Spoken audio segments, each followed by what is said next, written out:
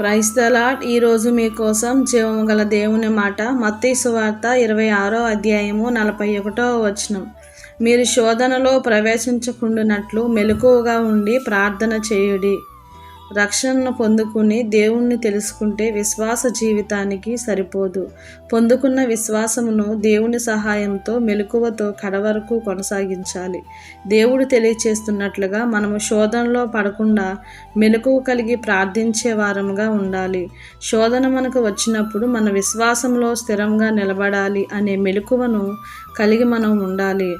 క్రూరమైన తోడేళ్లు మనలో ప్రవేశించుకున్నట్లు అంటే మన విశ్వాసం నుండి తొలగించే యుక్తిగల గుంపును గురించి, అబద్ధ బోధకులను గూర్చి, విభేదములు పుట్టించే, అసమాధానము కలిగించే యుక్తిని గూర్చి జాగ్రత్త పడాలి. ఎందుకనగా అసమాధానము దేవుని ప్రేమ మనలో లేకుండా చేస్తుంది కనుక మెలకువ కలిగి ఉండాలి.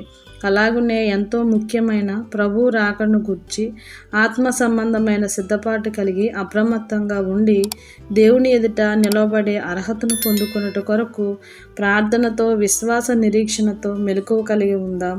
ఆ మెలకువ మనకు మేలు క్షేమము కనుక మెలకువ కలిగి కృతజ్ఞతాస్తుతులు చెల్లిస్తూ ప్రార్థనలో కొనసాగి తండ్రి సహాయంతో శోధనను జయిద్దాం.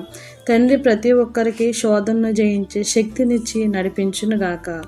ఆమేన్. ప్రార్థన. శక్తిమంతుడువు ప్రేమమయుడువైన మా తండ్రి, మీకు స్తోత్రములు దేవా. మేము శోధనలో పడకుండా మెలకువ కలిగి ప్రార్థించే శక్తిని మాకు దయచేయమని యేసుక్రీస్తు వారి నామములో ప్రార్థిస్తున్నాం తండ్రి.